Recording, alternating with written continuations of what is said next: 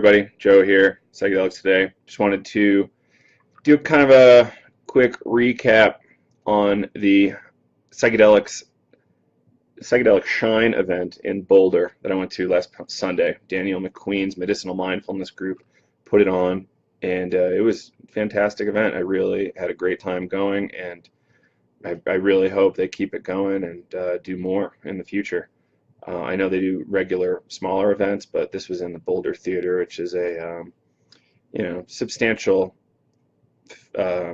venue in Colorado. So it was really neat to be part of it and get to meet a lot of folks in the community. Before we go too deep into that, just want to do a quick shout out that this is the Psychedelics Today podcast. This is the video version, I guess. I'll be podcasting this, so if you don't want to watch the whole video, check out Psychedelics Today later on today, and you can download the audio from iTunes or wherever. Check it out. What we have coming up in the near future, a bunch of really cool interviews we've got on the books. Might even be able to score the famous Jim Fadiman. And Kyle and I are actually teaching a course right now on psychedelic self-care and integration, which is really awesome. We've got a pre-recorded version and a live version. Got a really great community of folks in both, and really looking forward to see how that shakes out. Our first classes were delivered on Monday and just yesterday. That'll go for a few weeks, and I think, what else? I've got a breathwork workshop this upcoming Saturday, and a lot of folks from Denver and all over are going to come up for that, and that's really awesome. And I've got a bunch of other dates recently announced. You can check it out at Breckenridge Breathwork, breckbreath.com, or just Facebook, Breckenridge Breathwork. So check that. So on to the important stuff. Yeah, I think I was convinced just by hanging out at the event that I'm going to start a psychedelic club in Summit County. So meeting once a week, every other week, something, whatever we can handle. And I'm really excited to help develop the community around here and see what happens. It was the event, Psychedelic Shine, was kind of opened by a live musician and kind of a keynote by Kelsey, who's I think a CU grad that helps out medicinal mindfulness and maps a bunch. And then it was opened by a panel of Psychedelic Club students, and so people studying at Naropa or CU Boulder, and it was really fascinating. They talked about what excites them about the future of psychedelics, integrating drugs into virtual reality, hypnosis with or without psychedelics, and the beneficial effects of all of that. Using VR for therapy in conjunction with psychedelics could be very effective. It's going to be a while before we can probably do too much experimentation with that, but should be really, really cool to see how that plays out. Hoping to have a number of those folks on the show in the near future and connect with them and do some breath work with them. So that'll be really cool. I also got to, if you're not familiar, the Rooster is kind of like a Colorado magazine. I think of it more like a Boulder magazine, but I guess they're branching out all over the place. And I got to meet up with this reporter, Riley, and Riley Capps writes for the Rooster on drugs and psychedelics. So anything from underground MDMA therapy, he can interview therapists and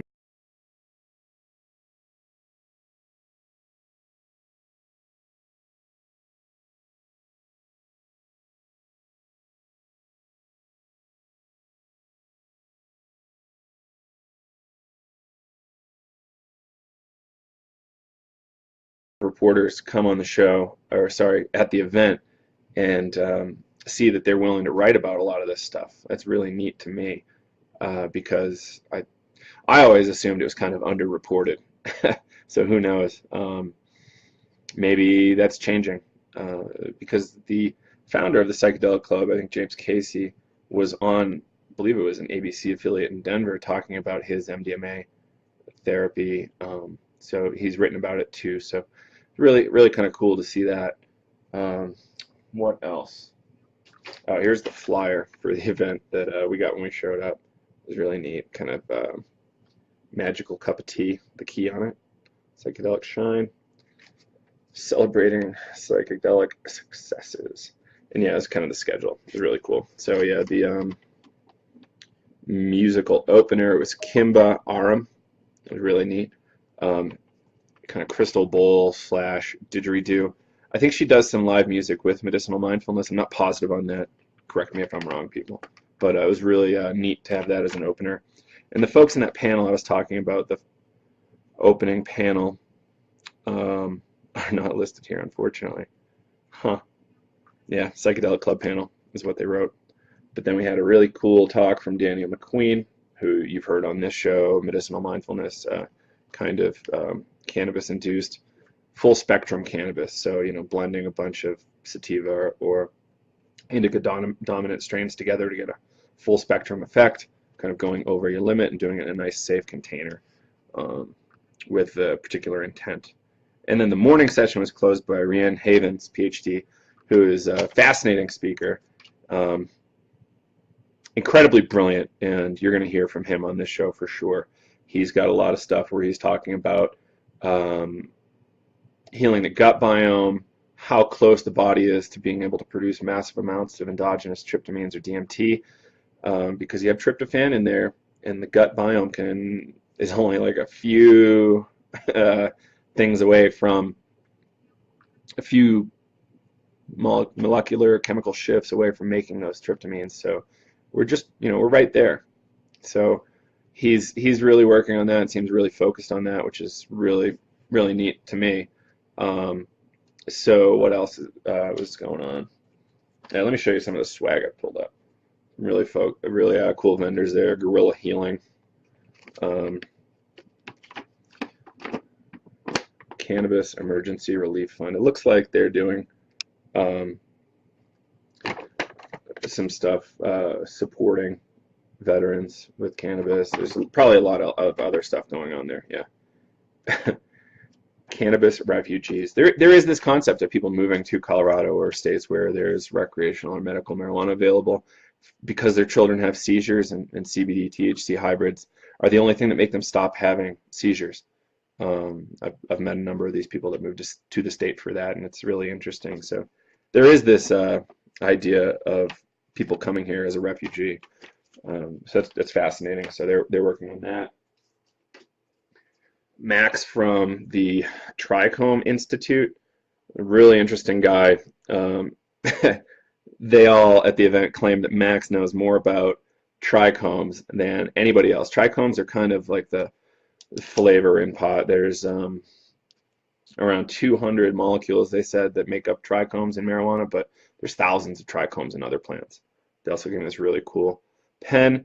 What they do is education for bud tenders, stuff like that, and employees at marijuana stores, and really helping them to really level up their game. It's a brave new frontier that people are kind of jumping into. It's only a handful of years old, over here at least, where we have to take new employees and get them up to speed on how to sell this stuff or help the customers understand what they're looking for, perhaps, and how the flavor interacts with stuff. So Rhiannon, from that talk about the gut biome, stuff like that, he actually pointed to Max from Trichome as an expert in trichomes, all things trichomes.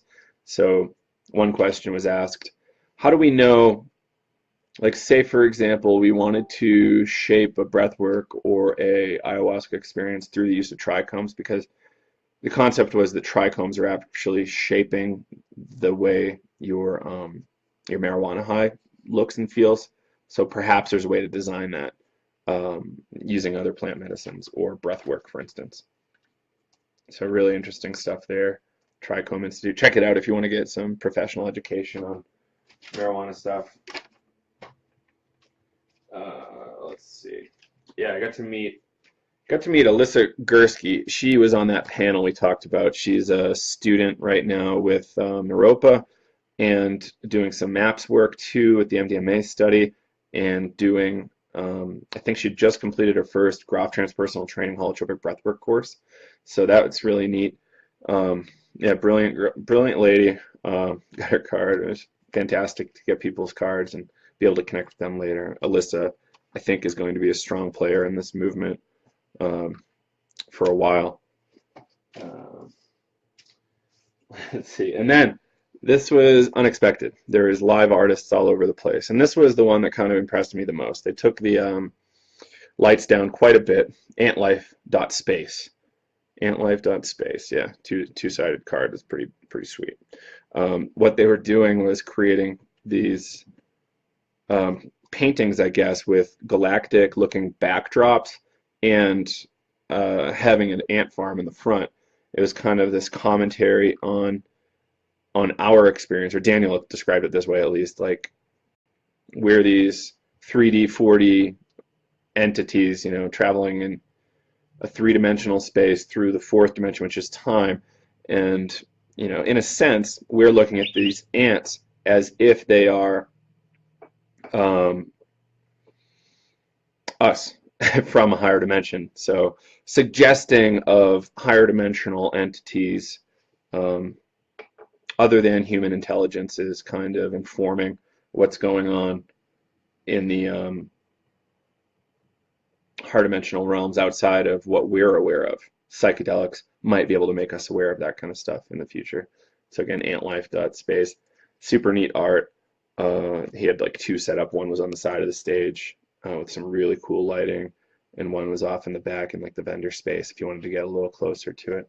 I think that's it for swag from the event. I didn't scoop up anything. I was kind of short on energy and attention when I was there, but it was still a really cool event.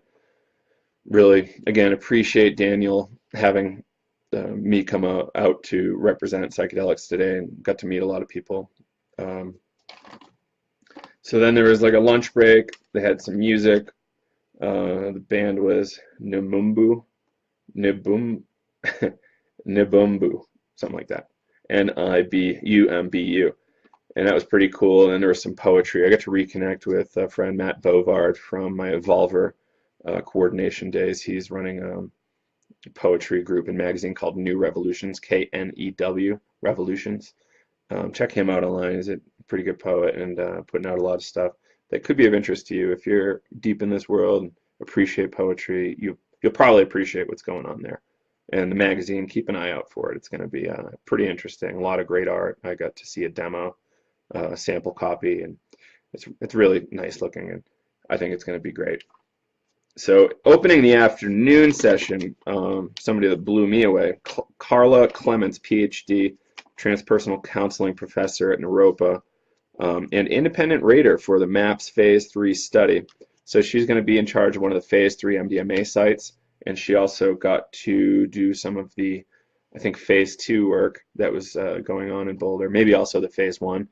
But she got to speak to how impressive the healing was that was happening during her sessions. I was very impressed, and she spoke with great intelligence, social intelligence, and gave a lot of heart out during the talk about how much healing people were going through. People who couldn't sleep and couldn't go out in public were, napping, finally taking really good high quality sleep. And some of them even went and traveled the world, learned vacation, hung out with friends without feeling like a weirdo for the first time, stuff like that. It was a really great talk. So keep an eye out for Carla Clements. I really hope I'm able to connect with her in Boulder and give you guys an interview from her, because she has a lot of wisdom to share. I think that's really, really kind of cool. So that was great.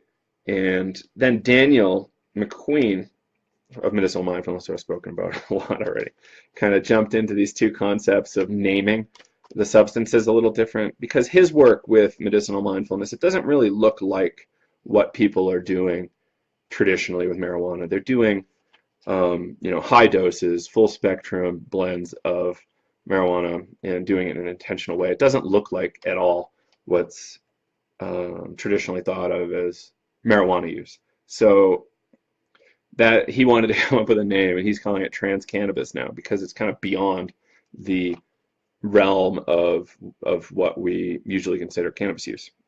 And the other thing that kind of blew me away was his concept of cyber DMT, he was saying, like, let's take the epitome of what we have right now, like the highest end of what we have in the medical world, which really is anesthesiology equipment, um, and see, what, okay, so backing up a little bit, Rick Strassman's DMT work was limited, or I guess the therapeutic potential for intravenous DMT use is limited by the half-life of the substance and the being that you take the substance and it's gone in 10 to 30 minutes, you're back to normal, kind of.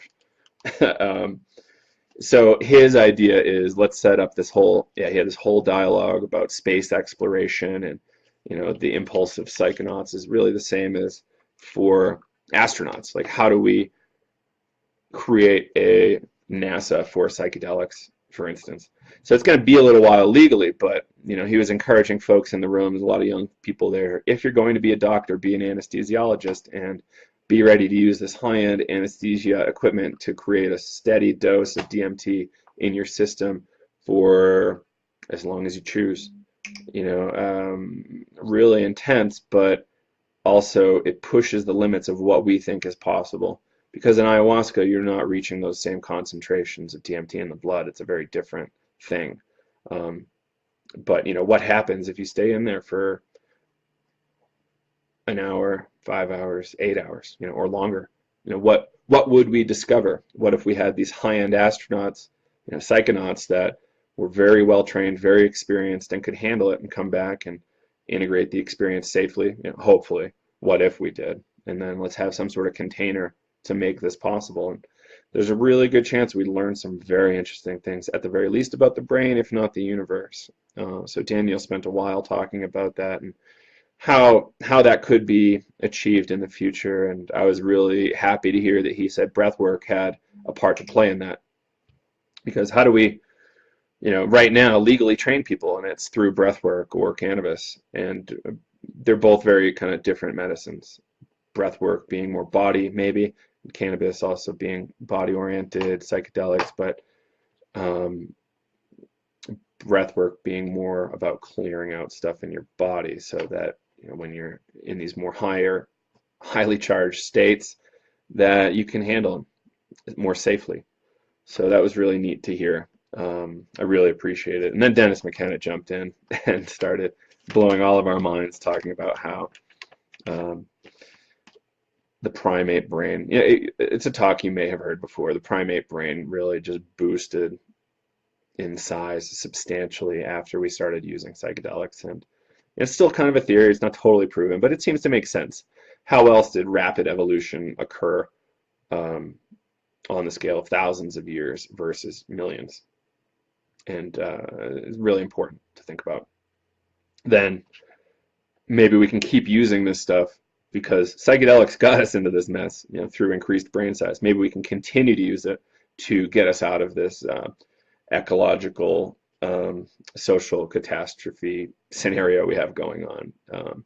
Crony politics, bad environmental policy, really, really scary population and weapons stuff happening. So maybe psychedelics, if we keep using them and keep pushing and keep integrating, keep doing the work, that we can come back and do some really important stuff in the future.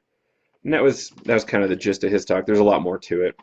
And drugs are us. Salvador Dali said at one point, no, I do not take drugs, I am drugs. Because your whole body is just a cascade of chemical reactions. And to not accept that is kind of tricky. So pay attention to that. And then they had a really cool panel that closed it out.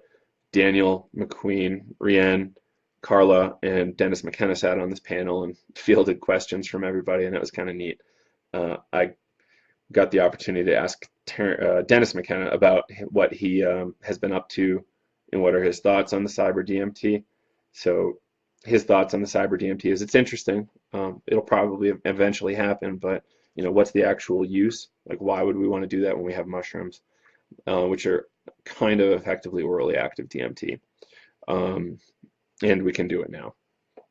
With modern extraction methods, we could probably just eat straight psilocybin or psilocin in capsule form and be able to go to these higher doses. Terence always talked about 5 dried grams. What if you're able to extract it and have the equivalent of like 70? You're approaching that territory of cyber DMT at that point, so you want to be experienced. But we have the technical ability to do that. Maybe it's not legal, but we could still do it. So something to think about there. And then I thought he was doing a bunch of research in the Amazon. Apparently, he's doing retreats. I think he's set up with some retreat center in South America, and he's doing that semi-regularly, leading retreats and bringing people down there and then kind of getting out of the way so people can have their own experience. And so he's not driving it and making them have a influenced experience. So that's really neat. What else?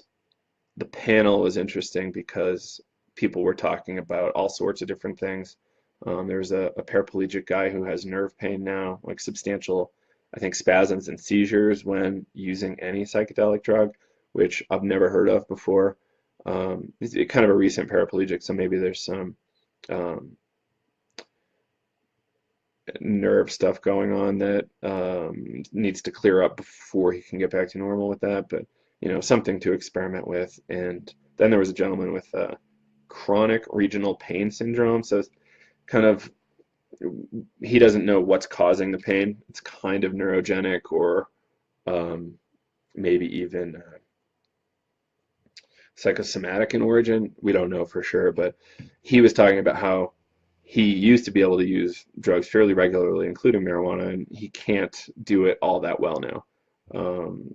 He was asking them for very specific medical advice, which I think is risky in a conference setting. But what they ended up suggesting was, really low dose MDMA and maybe really low dose marijuana use, and not just CBD. He's on CBD daily, but CBD alone has this, it's a little lacking. You have this entourage effect where the molecule can, or the combination of the full plant has a better, stronger, more complete effect than just an isolated individual compound. So that's the entourage effect, and that's pretty much what they left him with. And they told him to not lose hope because he was suggesting that he was really hopeless and at the end. So that was very interesting to hear them say, just don't give up, keep pushing. Major strides are made through small individual actions over time. They accumulate over time and have great effect in the long run. Then I got to chat with all sorts of folks, got to connect with some people from the Psychedelic Club after the event, had a nice dinner with one of them, and yeah, I'm really excited to go down to the Denver Psychedelic Club, meet up with all those folks. I'll probably make it out to some of the Boulder Psychedelic Club events and see how that goes. So that's really the essence of what's going on, and I'm, again, really grateful that Daniel put it on and invited me out, and really glad I put in the effort to make it down there. It's about a 2-hour drive, so it's not the worst, but it's not necessarily easy. But yeah, for this, it was very much worth it, and I can't wait to do it again. And I'm very sold after listening to Daniel on medicinal mindfulness, and I think I'm going to take a lot of his classes and workshops. So I'll be down there in the Colorado Front Range quite a bit in the future, doing stuff in Boulder with him, and hopefully with the rest of the clubs. So I think that's it for now. If you want to support the show, like us on Facebook, tell your friends. I really appreciate reviews on iTunes or Stitcher or whatever you're using. Just give us some positive reviews, and more people will find us naturally. If you want to do breath work with me or Kyle, hit us up, psychedelicstoday, email@gmail.com, or just reach out on the contact form on our site. We'll hit you up with whatever you want to know. Thanks all for listening. Really appreciate it. Take care. Psychedelics Today signing off.